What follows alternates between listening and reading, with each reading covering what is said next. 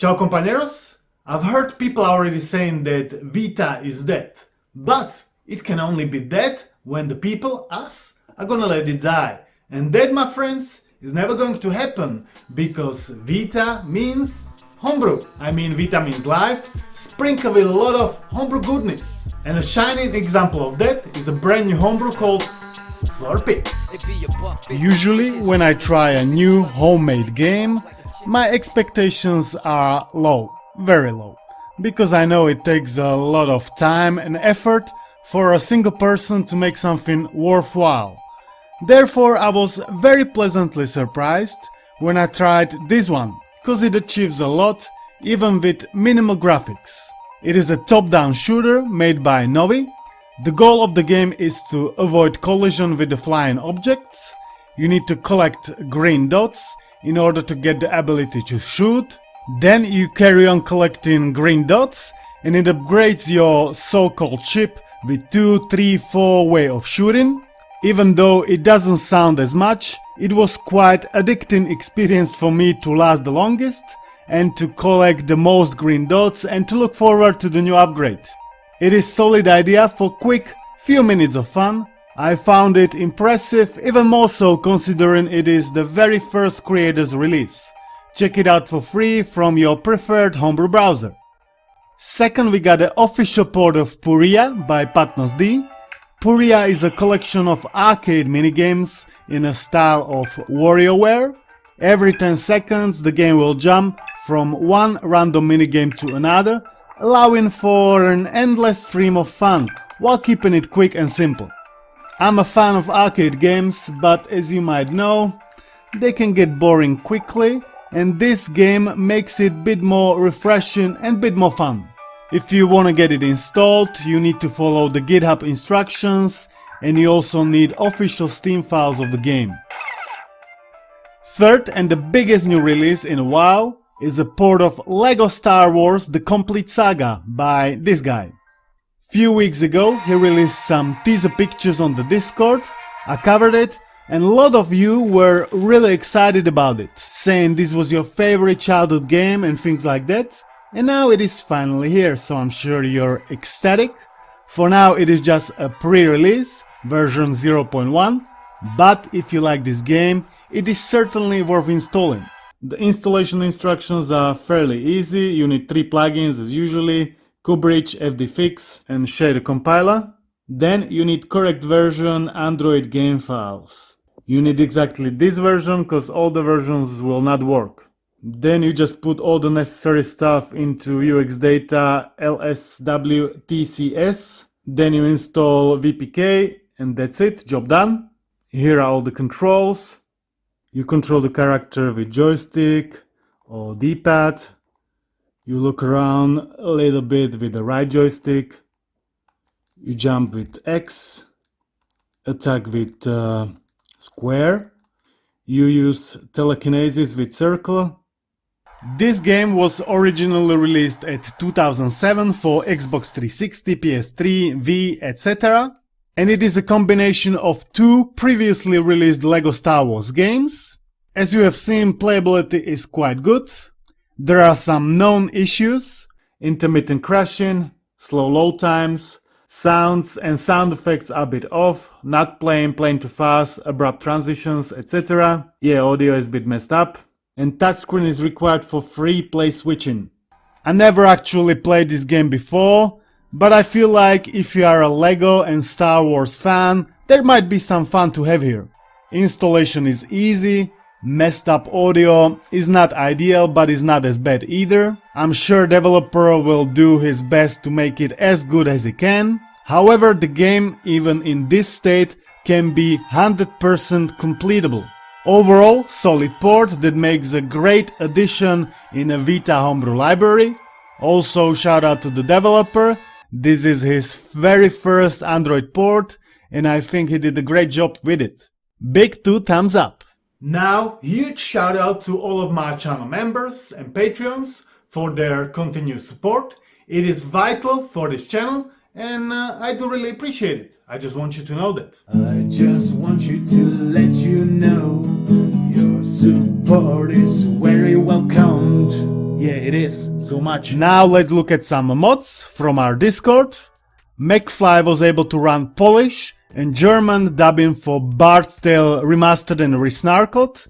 That is an official Vita game, and he was able to port these dubbings that were initially made for PC version of the game. Originally this game had only subtitles in these languages, but with the help of Homebrew, you can now also hear the voices in German and Polish.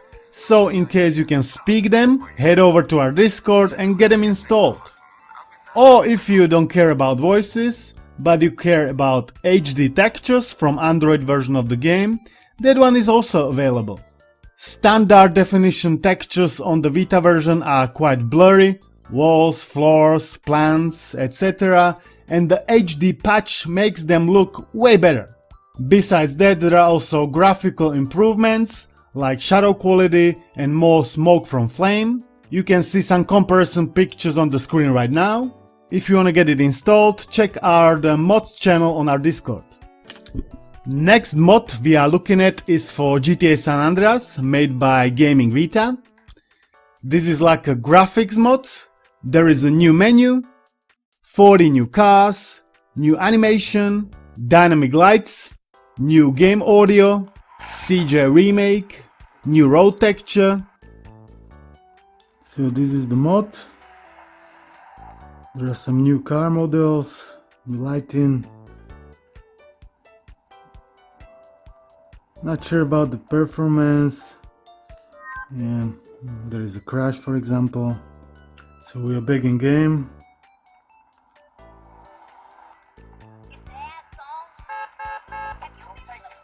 Yeah, the mod is kinda okay. I like the cars, but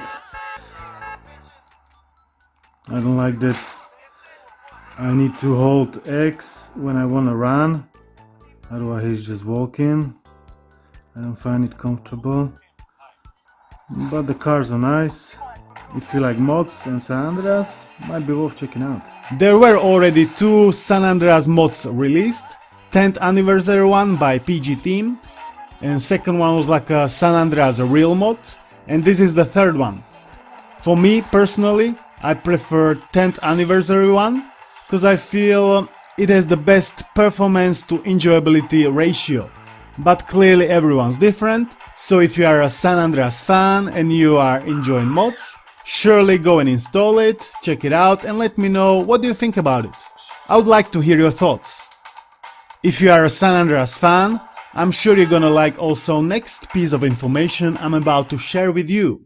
There was a new 20 minutes gameplay update video released for GTA San Andreas Stories by SA Squad.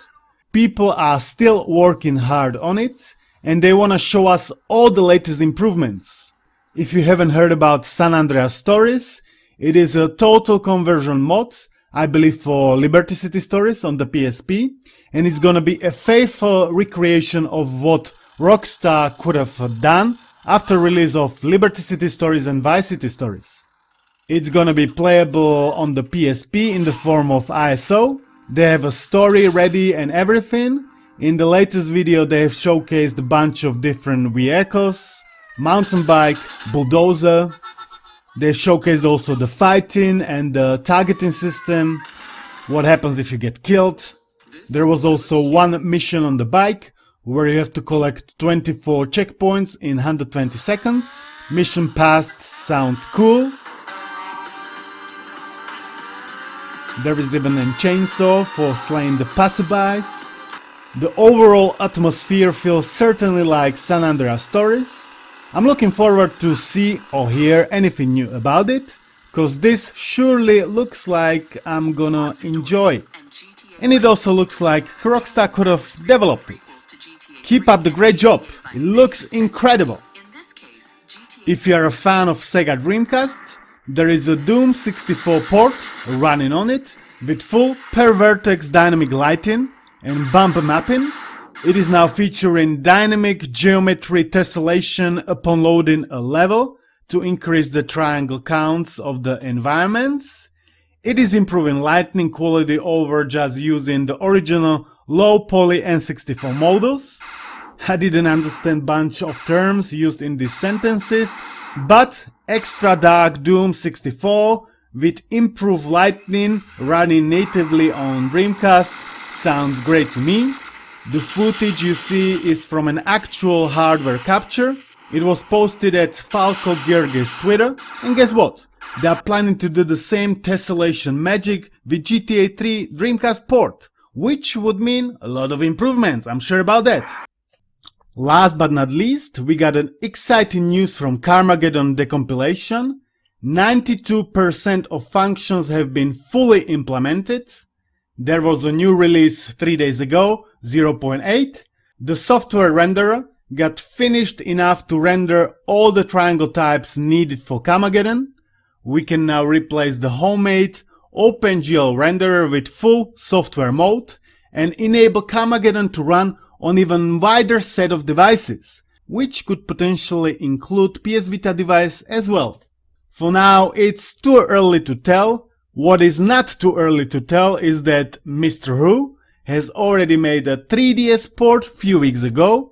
It is just a pre-alpha, but it works. I have installed it on my 3DS and I was able to launch it and control the car. I haven't installed full game, but just a demo or beta version, but it still worked. I needed official game files and I didn't have them, so I've used supported freeware version. I remember playing Carmageddon on my old PC and I liked it a lot. All the destruction, all the carnage, I loved it. And to have it playable, to have it available on these handhelds, that will be another dream come true. If you've enjoyed this video, give it a thumbs up, subscribe, join if you feel extra generous. I would like to thank you all for watching. Thanks to channel members and Patreons for their support. And I'll see you in the next one. Peace out.